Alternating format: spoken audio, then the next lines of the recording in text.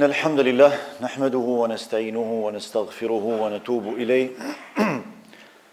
ونعوذ بالله من شرور أنفسنا وسيئات أعمالنا من يهده الله فلا مضل له ومن يضلله فلا هادي له وأشهد أن لا إله إلا الله وحده لا شريك له وأشهد أن محمدا عبده ورسوله وخليله وصفيه من خلقه صلى الله وسلم وبارك عليه وعلى آله وصحبه أجمعين أما بعد يا أيها الذين آمنوا اتقوا الله وقولوا قولا سديدا يصلح لكم أعمالكم ويغفر لكم ذنوبكم ومن يطع الله ورسوله فقد فاز فوزا عظيما ثم أما بعد Vetëm Allahun adhurojmë, vetëm atë e falenderojmë dhe vetëm prej tij ndihmë dhe falje kërkojmë. Salavatet, selamet dhe përshëndetjet më të përzemërta dhe më të sinqerta çdo herë dhe pa ndërprerje, më të dashurit të Zotit ja dërgojmë Muhamedit alayhi salatu wassalam, familjes së tij, shokëve të tij dhe gjithë pasuesve të traditës së tij deri në ditën kur nuk do të ekzistojë më kjo gjithësi. Zoti i Madhërisëm në Kur'anin famadh urdhëron e thot: O ju besimtar, tregoni dhe dëshmoni frikë respekt meritor ndaj Zotit tuaj dhe mos flisni vetëm se atë e cila është e drejtë, e qelluar dhe e vërtetë. E nëse ju e bëni një gjë të tillë, Allahu do a përmirësoj juve veprat tuaja, do a fal juve mëkatet tuaja. Kush e pason Allahun dhe të dërguarin e tij, do të përfundojë si triumfues madhështor. Besimtarë të nderuar, sot me lejen e të Madhit Zot, për disa çaste, do të flas për një prej çështjeve më bazike dhe më të rëndësishme islame. Atë të madhështisë së Islamit dhe të nderimit të muslimanit. Përse feja islame është madhështore. Por për ta kuptuar një gjë të tillë, para së gjithash duhet t'i trajtojmë tre pyetje bazike. A mund të ketë besim pa fe? A duhet të ketë vetëm një fe? Dhe nëse po, a duhet të jetë kjo vetëm Islami? A mund të ketë besim pa fe? Është çështja orientuese që e orienton edhe shpirtin edhe mendjen e njeriu për të ardhur në përfundimin se a mund të ndahet besimi i brendshëm me praktikimin e jashtëm? Ose a ka të drejtë njeriu që ta zgjedhë mënyrën se si ai dëshiron me besu Allahun, mënyrën se si ai dëshiron me adhuru Zotin, apo është përzgjedhje hyjnore kjo që nuk lë hapësirë që ti të zgjedhësh? Kjo është çështja elementare që jep orientim kësaj dukurie. E para, derisa Allahu subhanahu wa taala është Zoti absolut, ne e dimë se për të qenë Zot duhet të përmbushen tre cilësi bazike. E para, gjithdija absolute. Do të me qeni gjithdijshëm, me ditë çdo gjë. E dyta, plotfuqia absolute. Me qeni plotfuqishëm pa me vepru çfarë don. Për ndryshe nuk mund të jetë Zot. Dhe e treta, drejtësia absolute.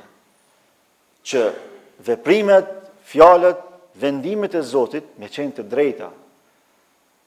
Në përputhje të plotë, edhe me gjithdijen e tij, por edhe me plotfuqinë e tij absolute.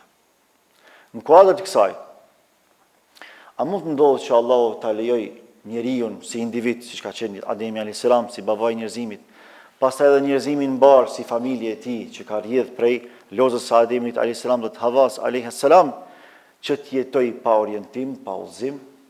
A mund të ndodhë kjo? Nuk mund të ndodhë. Logjika e shëndosh njerëzore nuk e pranon një gjë të tillë sepse kjo do të ishte padrejtësi. Të vish në një botë të panjohur, nuk e nje fare, ka zbrit Allahun në dynja, si që ka zbrit Ademin alayhis salam. As nuk e nje dynjan, as nuk e din se çfarë realiteti ka. Edhe t'ja lësh njeriu të vendimin për ta kuptuar Zotin, për ta orientuar jetën mbi bazën e aftësisë dhe mundësisë së tij personale, është gabim i madh. Pse është gabim i madh? Sepse njeriu është krijesë e kufizuar. Është shumë e vërtetë që njeriu është krijesa më madhështore e Allahut. Është shumë e vërtetë që njeriu ka mendje, ka logjik. Është shumë e vërtetë që njeriu ka edhe aftësi. Por A i ka absolute? Jo. I ka të kufizume. Prandaj ka nevojë për mësime të jashtme. Çdo i nevojshëm ka nevojë për mësime të jashtme. Çdo i nevojshëm ka nevojë për orientime. Edhe në kohë, edhe për të ardhmen, mja ndryshua ati orientimin se çka synon ai, ku do më arrit, ku do më përfundu. Një shembull konkret. A nuk do të ishte padrejtësi që prindrit tonë, në momentin që na lindin neve, na hedhin rrugë edhe na thonë rrituni si doni, qafshi kokën, nuk më intereson, orientonu si doni, unë nuk kam më përgjegjësi për ju. Ju kam për unë dynja, unë jam shkak i ardhes tonë në dynja, po unë nuk jam përgjegjës për ty. Kjo është padrejtësia më e madhe që mundet me u bë prej prindërve tonë. Për arsye se në momentin që e lind fëmin ti ke përgjegjësi. E kjo në radhë parë i përket Allahut para çdo kujt tjetër. Momentin që Allahu ka kriju njeriu, Allahu ja ka bë obligim vetvetes tij që me orientu njeriu. Prandaj nuk mjafton vetëm besimi në Zot sipas asaj që ne mendojmë dhe sipas asaj që ne dëshirojmë. Duhet më orientu përmes mësimeve të njëjtit Zot, i cili di çdo gjë dhe i cili kërkon diçka prej nesh me urtësi absolute nga ana e tij. Prandaj Allahu ka dërguar pejgamber dhe ka zbritur libra që janë sistem jete për me orientu njerëzimin. Njerëzimi sado që të arrijë pe zhvillimeve teknologjike shkencore, ai prap mbetet i mangat, i pak në dituri në raport me atë që ekziston pe informacioneve absolute. Allahu thot: "Wa ma utitu min al-ilmi illa qalila", nuk u është dhënë juve pe diturisë vetëm se shumë pak. Pra këtu është fjala për dietarët më të ditur që ekzistojnë në rrezullin toksor. Por nëse i marrim dietarët më të ditur dhe i bëjmë krejt bashkë, megjithatë thot Allahu, këta shumë pak dinë për asaj që ekziston për informacioneve. Çdo ditë po hulumtohet, po zbulohet. Prap, a mund të përfshihen njohuritë që Allahu i di, realitetet që Allahu i ka caktuar? Absolutisht jo. Prandaj feja është platformë e përzgjedhur nga ana e Allahut që njeriu të mja lehtësu jetën, që njeriu të mja lëmsu mas pari arritjen e informacioneve për Zotin, me njoft Zotin më lehtë, më mirë. Prandaj Allahu e ka sjellë shembullin e Ibrahimit alayhis salam në Kur'an, që në shikip të parë duket e çuditshme. Qysh Ibrahimi alayhis salam o mundu një herë me e gjetë Zotin, duke i pa objektet më madhështore sipas asaj që ai i ka pa. Për shembull, ka menduar që Zot është ylli polar. E ka pa yllin më të madh që ky është Zoti. Pastaj kur e ka pa që po venitet, po tretet, ka thonë jo, ka dalë hana. Kur e ka pa hanën, ka thonë po ky që nga Zoti, se më i madh. Kur është tretë edhe hana, e ka pa diellin, tër ky që nga se ky edhe më i madh se sa hana. Derisa në fund e ka kuptuar, ka thonë ja. Ta nuk mund të jenë Zot. Që i bie, Allahu e ka sjellë shembullin e Ibrahimit alayhis salam para se më dërgu shpallën, me na bënë neve me dije që unë ma kam lehtësu juve rrugën e njohjes Zotit, përmes shpalljes, përmes fesë. Se nëse ju bazoni në aftësitë dhe në mundësitë tuaja personale, njerëzore, ju kur s'keni me mujt me arrit në përfundimin e duhur. Cila është baza jote? Është njerëzorja. Njerëzorja nuk mund me njoft hyjnorën vetëm se përmes hyjnorës. Nuk mundet. Pra ti mund është mu lodh, mi përdor krejt mekanizma që Allah t'i ka dhënë ty si njeri, për prapë s'mush me arrit në rezultate finale. Prandaj Allah ta ka lehtësuar ti rrugën, ka thonë ti mos u mërzit, se kush jam unë të tregoj unë. Se çfarë kërkoj për te, tregoj unë. Se cili është qëllimi i ardhes tande në botë, tregoj unë. Se cili është roli dhe misioni yt në këtë rrugë toksor, tregoj unë. Ti vetëm përmbaj mësimeve të mia. Dhe se cili do të jetë përfundimi yt, gjithashtu tregoj unë. E ka lehtësuar Allahu përmes fesë rrugtimin ton drejt përjetësisë. Prandaj thot Allahu yuridu Allahu bikumul yusra wala yuridu bikumul usra. Allahu për ju dëshiron lehtësimin dhe jo vështirësimin. Allahu na ka lehtësuar neve rrugtimin ton përmes fesë që e ka përzgjedhur. Prandaj as nuk lejohet e as nuk mundet me si rezultate të mira kur dikush thot unë besoj në Zot, por nuk besoj në fe. Është gabim. Është njëjtë si më thon unë besoj në arsimim, por nuk besoj në sistem arsimor. Unë e besoj që duhet këtë arsimim, por nuk vlen për mua sistemet arsimore. Ja, ka dalë. Nëse ti beson në arsimim, dush me besu edhe në sisteme arsimore. Edhe Allahu subhanahu wa taala, nëse ti dëshiron me besu Allahun, ti duhesh me besu përmes sistemit besimor që Zoti ka përcaktuar. Prandaj duhet të ketë fe me besim. E dyta, a duhet të ketë vetëm një fe apo shumë fe? E vërteta është vetëm një, nuk mund të jenë 2 apo 3 apo 10 sosh. Është vetëm një e vërtetë. Derisa ka vetëm një krijues, duhet të ketë vetëm një të vërtetë. Ata që mendojnë se të gjitha fetë janë të vërtetat e Zotit, e kanë gabim. Pse? E para, nuk mund të futesh në 10 dyer njëkohësisht. Vetëm përmes një dere mund të futesh. E dyta, nuk ka mundësi që të gjitha këto të jenë të vërteta derisa ato kanë kundërshti, kontradikta me zvete. E vërteta nuk është e vetë kontradiktume. S'ka mundësi. Nuk mundet. Prandaj kush e përzgjedh dhe kush e cakton, kush e vlerëson të vërtetën hyjnore, është vetë Allah. Allah thot në Kur'an, "El-yawma akmaltu lakum dinakum", unë sot juve ua plotësova fen tuaj, wa atmamtu alaykum ni'mati, edhe ua përsosa mirësinë time ndaj jush, wa raditu lakum al-islam dina, edhe ua zgjodha islamin për fen tuaj. Allah thot islamin. Tani, çka quajmë islam? A daton islamin prej kohës Muhammed Mustafas, sallallahu alaihi wasallam, apo është shumë më herët? Ja. Niveli përfundimtar, legislativ, i shpallës hyjnore është përmes Muhammed Mustafas. Por, thelbi, monoteizmi, mësimi, nështrimi ndaj Allahut është që nga Ademi alayhis salam. Është i njëjti Zot që e ka zgjedhur Ademin alayhis salam që qenë edhe babi i njerëzimit edhe pejgamber, është po i njëjti që e ka zgjedhur edhe të fundit Muhammed Mustafa sallallahu alaihi wasallam. A mund me ndodhë që për të njëjtit Zot me ardhë dy gjona të ndryshme? S'mund me ndodhë. Kjo është dobësi e madhe. I bie që runa Zoti ja pas ka huq. S'mund me ndodhë kjo. Është i gjithdijshëm absolut. Por, kush ka gabuar hapa gjatë njerëzimit? Njerëzit. Ato grupe njerëzish që mësimet hyjnore i kanë tjetërsu për epshet e tyre njerëzore. Kanë ndërhyrë në shpallën hyjnore. Momenti që ndërhyn dikush në shpallën hyjnore, aty më nuk mbetet libër i shenjtë. E i vetmi libër që s'ka përjetu asnjë ndërhyrje njerëzore, kush është? Është Kurani. Jo pse na po kemi qef, pse është një vërtetë e pamohueshme.